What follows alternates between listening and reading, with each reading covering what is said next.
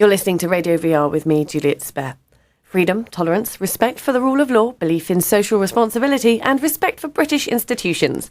That's what Prime Minister David Cameron believes should be taught in all primary and secondary schools in England. He's backing the Education Secretary's plans to promote British values in the classroom, following the Trojan Horse allegations, which revealed that some head teachers had failed to tackle religious extremism in some schools in the West Midlands. So much debate surrounding what exactly British values are and how they will be introduced has ensued on Twitter, in newspapers and in conversations. And to talk about it here at Radio VR, I'm joined by Sunny Hundal, journalist and contributor to national newspapers. On the telephone, Professor Paul Ward, who's head of History, English Languages and Media at the University of Huddersfield and author of Call Yourself British, National Identity in the United Kingdom in the 20th Century. And Kristina Cranfeld, an artist and filmmaker and author of Manufactured Britishness project. So will Britain agree on what British values are before promoting them in schools? And is the debate hitting the right tone? Where should we start? Who would like to tell me what they believe British values are and whether the Prime Minister's got it right? Sunny. I think that British values end up being whatever people like to define themselves as, so they're a very personal thing. And part of the problem is that the UK hasn't really thought long and hard about what does it mean to be British in a sort of a modern context. And I think, there's a political precedence to this in the sense that in 2007, Gordon Brown said the same thing about schools. And at that time, the Conservatives laughed it off as an idea. So, this debate constantly keeps on coming around and constantly goes nowhere, which is my frustration. And then no one really has an idea or sort of some direction on where to take this Britishness project or where to talk about or how do you define it. And so it goes nowhere. I mean, I have my own definitions, but I'm just saying there's a lot of political context to this. And I think it's just neither time has it gone anywhere. And it's this debate now follows obviously the Trojan Horse scandal. Is that... I suppose I'll ask you, Professor Paul Ward, do you think that has been the best catalyst to start this debate again? Well, I think this idea that there is groups of disloyal people in the country often provokes discussions about what British values are. And this isn't the first time this has happened, about where one group of people in the UK are asked if they're loyal enough, because we had the Tebbit cricket test in the 1990s that asked whether West Indians were loyal. In the 1920s, the question was asked about Jews. In the 19th century, it was asked about the Catholic Irish. So this sort of worry about how a group of people think about Britain often acts as a catalyst for these discussions. Do you think the discussion is currently hitting the right tone? It's got one of those British values of an underlying xenophobia and racism with it, so I don't think it's hitting the right tone at all. I think often these discussions emerge out of people feeling quite insecure and wanting to sort of burrow down into a sort of core type of value that suits themselves and their political agenda. Kristina Cranfeld, then, you author of Manufactured Britishness project. Tell us about that and how you think this debate is going and what British values are to you. Sure. Well, the project actually was inspired by my own experiences because I'm Russian and I became British like 6 years ago, and I had to go through all this sort of I had to pass life in the UK test, and the inspiration for the film takes a lot of information from the life in the UK test, how like Britain tried to introduce this test in order to find this unified like meaning for Britishness. And when you have these perfect questions and you have the answers, and that's what makes you British. And my project really looks it's sort of a provocative and speculative vision of the future, where I'm almost asking, well, what is next? What is next after the test? And basically, in my future, I'm introducing almost like sort of a zone where you have to physically start showing how British you are, and you have to prove that. And that's sort of kind of I'm trying to push that to the limit, and basically ask like, at what point does one stop being an immigrant and actually become British? So, yeah. And obviously you became British, like you say, through the Life in the UK test. Having completed the test, what did it make you feel like? To be honest, the whole experience of going through the test is pretty absurd because because you have questions that kind of do not help you in any way to be more British or to kind of feel more British. And then afterwards you also have to go for a ceremony where you have to sing the anthem to the Queen, you have to swear on a Union Jack, and you actually have to pay for it as well, and that needs to be done. Without that you're not gonna be British. And sort of all these steps, they're becoming very absurd and almost asking, okay, what's next? It's I mean, I think Kristina raises a very interesting point, though, about the citizenship ceremonies themselves. I mean, before the last Labour government, there were no citizenship ceremonies. And in one sense, it's a ritual, a ritual to just try and say to people who come into this country, now you are officially part of us. And we never did that beforehand, And America has a fantastic tradition of doing that to immigrants who come in and say, you are now, you sing their national anthem and you sort of pledge allegiance to the flag, and it kind of gives people some form of sort of, this is it, I've done this ceremony thing now, so I'm now officially British, whereas beforehand it was just like, here's your passport, off you go. And I mean, I understand what she says about it being a bit absurd, and I looked at the Britishness test and I thought, this is really crazy, I wouldn't pass it even though I was born here. But I think the rituals, to a certain extent, are important to try and get people to think about, that they belong to this country now, and they are now different citizens to a different land, and they officially, technically, pledge allegiance to the Queen as opposed to some other country. So it's necessary. It's a bit of an absurd ritual, but I still think it's necessary. But I would say the thing about this latest discussion about British values and teaching it in schools isn't just about immigrants. It's actually about people who were born here and consider themselves to be British as well. What it's suggesting is that the whole population somehow needs testing, because if you teach children in schools, then inevitably you have to start working out how they've performed, or if you want a league table. So you have to start testing them. And that's not about people who have arrived or become British 6 years ago or 10 years ago or 20 years ago. It's going to be about young Muslims, people with Pakistani parents, people from Nigeria who were born in Britain, consider themselves to be British, and are then told, well, actually, you need to learn how to be British, even though they know perfectly well how to be British because they live in British streets and they've got British friends, they are British. And I think that's the greater absurdity of this idea about having British values taught in schools now.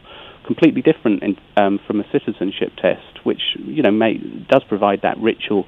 You have succeeded in getting a UK passport, therefore you are British. Sure, Paul, I agree with that, but I do think that there is something to be said about having the discussion and actually having talking about, should we teach a sense of British values in classes? So, I mean, I accept that these people are British citizens, and that's not under consideration. No one's talking about sort of stripping them of their citizenship. But I do think that people feel slightly worried about what's being taught in schools, especially religious schools, and I think this goes across the board. So this isn't just a controversy that arises when it comes to Muslim schools. There have been controversies around Christian schools, and other kinds of schools, religious schools, where people go off and they start teaching creationism, for example, or Catholic schools, which have had in the past very gory videos about abortion. So I think that so the question is, if we do talk about Britishness and we do come to some form of consensus about what needs to be taught, that might actually help shape some policy around schools, and I don't see that as a bad thing. But I would say that schools' curriculums teach people how to live in the countries in which they live, and that's different from teaching a version of Britishness. Because if you start to decide to teach a version of Britishness, I agree it may lead to more agreement about what constitutes Britishness, but it will always be contested by parents, by children, by teachers. I would say there are a core set of things that identify the British as British. And, the Queen's one of them, but 20% of the population is Republican. The one I always favour and the one I always respond about a British value is the National Health Service. Lots of Britons in the post-war period thought that they'd fought the Second World War and won it in order to have a National Health Service free and at the point of delivery. We call it national, it's for all of us. But I'm not sure that David Cameron or Michael Gove would want that being taught in schools. So I think there are some things that lots of people would agree with British, but I think when you start to think about some sort of curriculum-based British studies, then I think it's much more difficult. The thing is, what's quite interesting, in some way, like coming back to like citizenship, there's very interesting and diverse research which I did and comparison between the study guide of citizenship and Britishness and what actually people say what it is. And I did actually ask younger people what do they think citizenship, for example, is. And I did ask British young 15, 16 years old guys, and they said, oh, we don't know, it's a lesson at school where you have to learn about the rights, and that's what for them citizenship is. And I don't know, I feel that just the whole debate on really trying to unify Britishness, it just cannot be done because it's just very diverse as the whole sort of it's a very diverse culture. You cannot define Britishness. But you can, though. I mean, in fact, I think the fact that the country is becoming more diverse culturally and racially makes it even more important to have an idea about what Britishness means, because otherwise the country does not have a sort of a cohesive identity.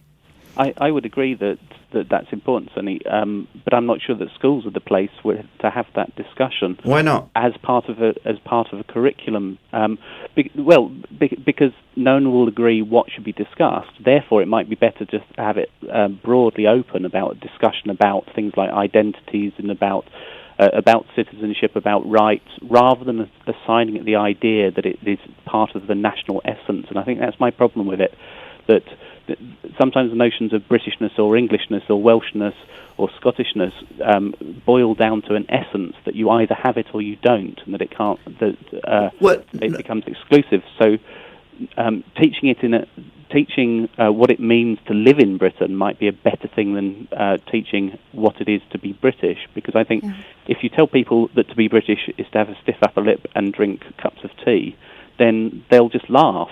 If you tell people that the way of living in Britain is to have respect for your neighbours and your fellow citizens, then I don't think they'll laugh. I think they'll start to understand, they'll start to be in a position to understand that it's our difference that makes us British.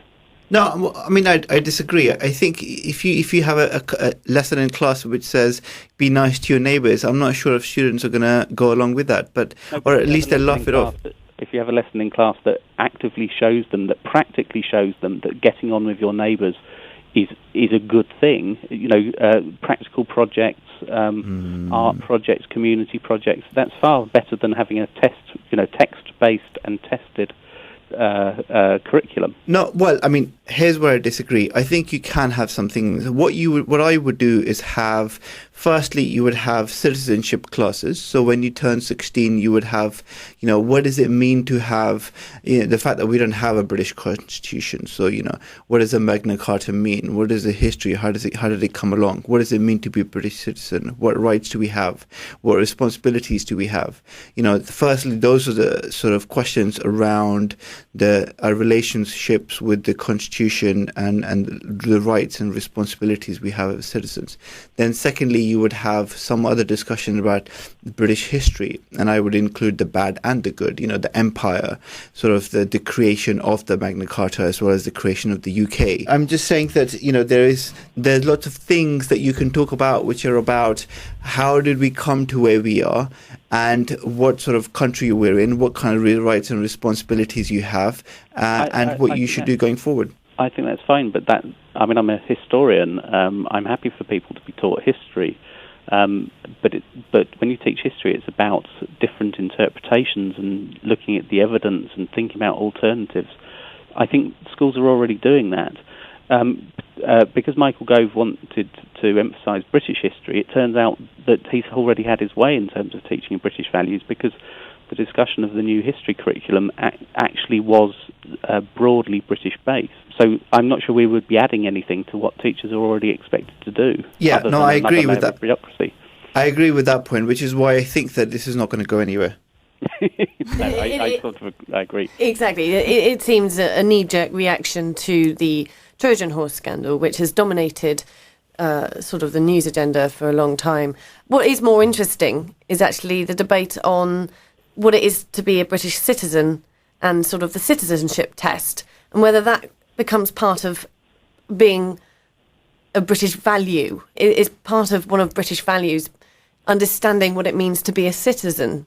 And that is perhaps not able to be taught in schools. So whilst we have the idea that, yes, there needs to be the discussion in schools, and I agree with Paul that potentially that having a test on it is not the right way to necessarily go about it, and actually a history module talking about British history, shouldn't that be enough? Well, I mean, look, I think Britishness or British values or the idea of a British identity is a very political one. So actually, I think that teaching it in schools is important, but you're teaching it from a political perspective. You're saying this is what you mean when you start voting, this is why you should vote, etc., etc.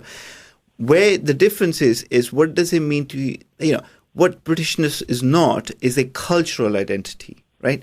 So what we don't have is a sense of I think people being, what does it mean to act British? That's where it breaks down. So in many ways, my cultural traditions are in many cases Indian, because I'm of Indian heritage.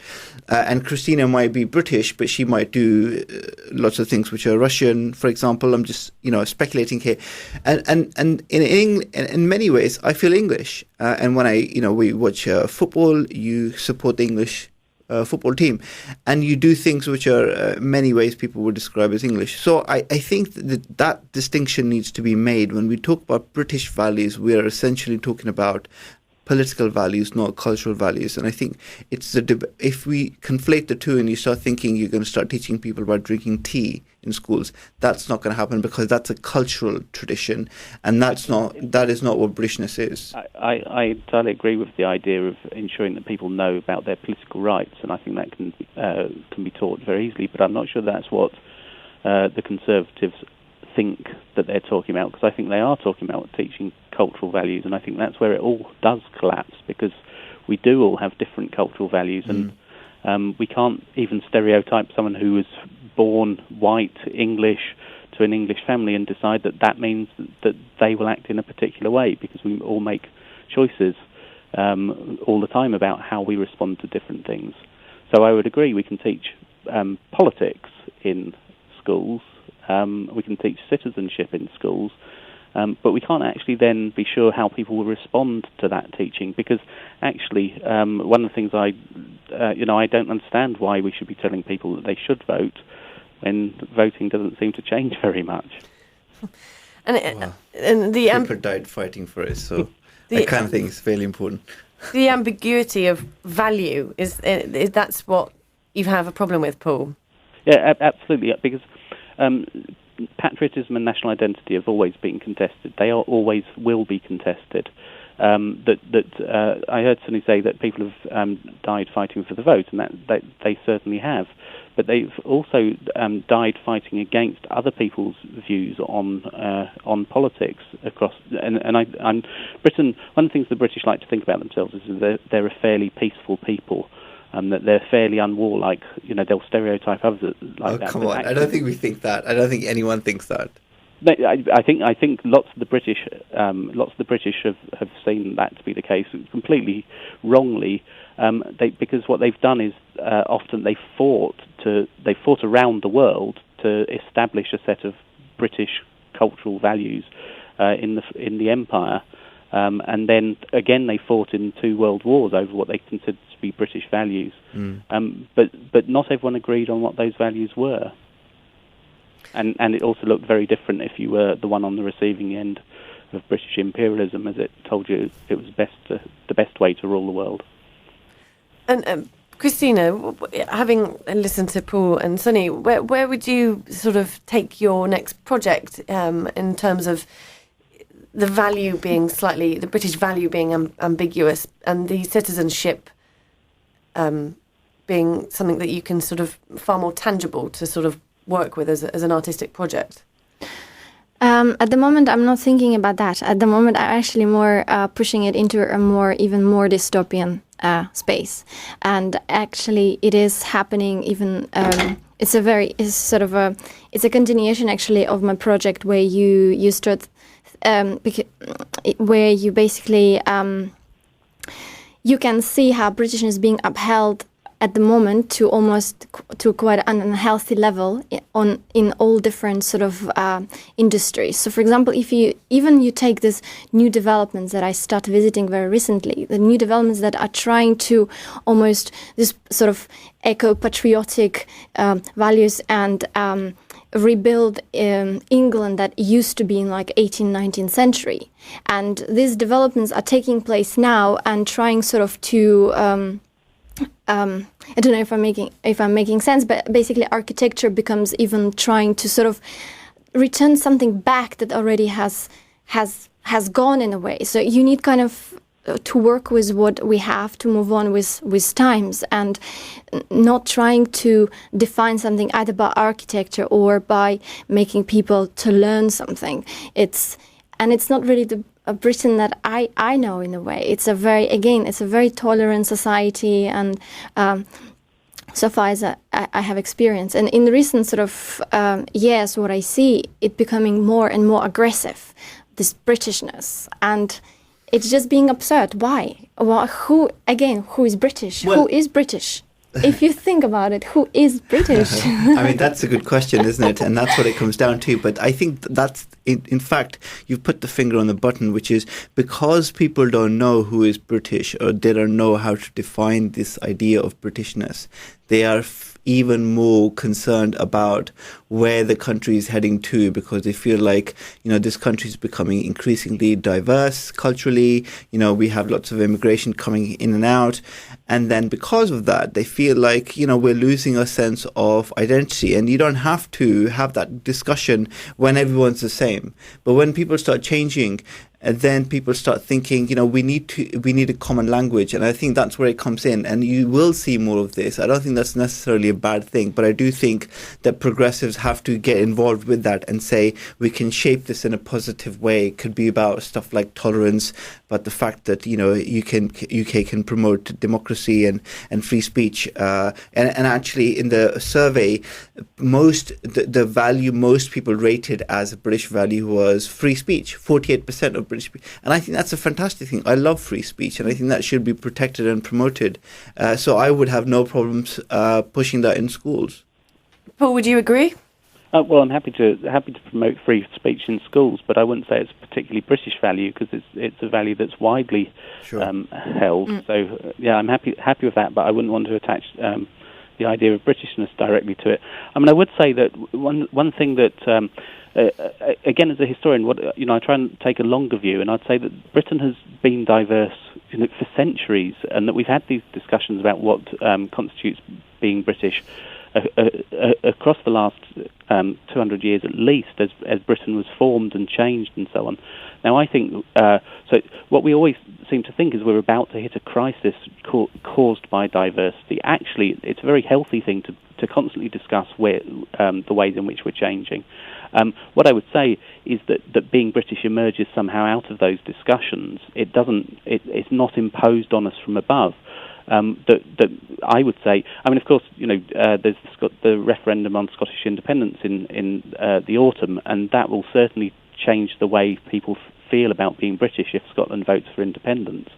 So change is healthy for national identities, healthy for Britishness, because we'll keep talking about it, and talking about it is quite a vital sign of a nation, I would have said. Go on, Sunny. But Paul, I was just going to say, yeah, you're right that this country's always been diverse, but I mean, you know, it has gone through its fastest period of change in its history. So I don't think that can be discounted. And any country that has a very diverse population, and the two countries I'm thinking of are India and America, they have a very strong sense of national identity, because you have to have a common sense of national identity almost to maintain a common language and a bond between people who in other contexts are very, very different to each other. But what we'd also discover in both India and the United States is, despite looking like that they have that strong sense of identity, they certainly have, we could just as easily unpick both those countries and look at the diversities there. The view from outside of Britain is that it's disunited, but that's as much as anything about Scottish devolution and the potential for independence. On the whole, you know, when you go abroad, people can't tell the difference between someone who's Scottish, Welsh, or English. They're all just considered British and sometimes misnamed as English, because actually that we do share things in common, and we're actually quite recognisable when we go elsewhere. Whatever we look like, we share the same ways of behaving. Does anyone agree with Kristina that there is the debate and the role of citizenship is becoming more aggressive in the UK? I would say that the way it's being driven by UKIP and then the major parties are responding, actually, yes, it is becoming more aggressive. And I think that's not just aggressive in tone at the top. I think that's going to lead to greater violence on the day-to-day level, greater humiliations for people who have to suffer at the hands of people who feel empowered by saying that there's something that needs protecting, and it's threatened by new immigrants or old immigrants. I mean, I think I would probably disagree. I think that this country is broadly becoming more tolerant as time goes on, and broadly becoming more comfortable with immigration. Not to say that there aren't concerns, but the younger generation is far more tolerant and open to immigration than the older generation. So I think that, yeah, there's always going to be stuff like this. I mean, back in Thatcher days, there used to be quite strong language around immigrants swamping, the country. Even Tony Blair and sort of Gordon Brown had debates around this issue, and now Cameron inevitably will do and was always going to have this debate. I don't think that it changes much, to be honest, and because, as we both agreed on earlier, because they don't have a specific definition of what they want to impose, and because people will laugh off any ridiculous ideas, it's not going to go far. But this is expected. We were always going to have a debate about Englishness because there is some concern. And I think that we can't just say, we shouldn't be having this given the context because it's risky and it risks alienating people. I think we have to have this debate. And I think even progressives on the left, people like myself, for example, have always been saying for years that unless we get involved in the debate and try and shape it, then it will become a bit more right-wing. But we should try and say, there are progressive parts to patriotism, and why not explore that? My response would be that actually I agree that the progressives have got to take part in this debate, but we haven't got to give in to a view that's imposed on us by the right. Actually, we can say that being British is about being tolerant, it's about being welcoming, and it's about not allowing xenophobia and racism to have a greater voice. Agree. Kristina.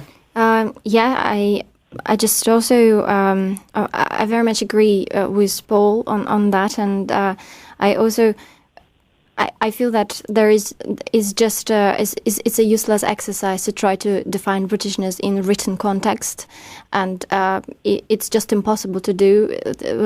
It depends how far you look. Everybody came from somewhere, so it's not going to go anywhere apart from racism and xenophobia.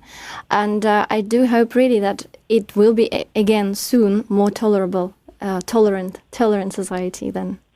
Yes, that is actually where it's going now. That was Kristina Cranfeld there, artist, filmmaker and author of Manufactured Britishness project. I was also joined by Sunny Hundal, journalist and contributor to national newspapers, and Professor Paul Ward, head of History, English, Languages and Media at the University of Huddersfield, and author of Call Yourself British, National Identity in the United Kingdom in the 20th Century.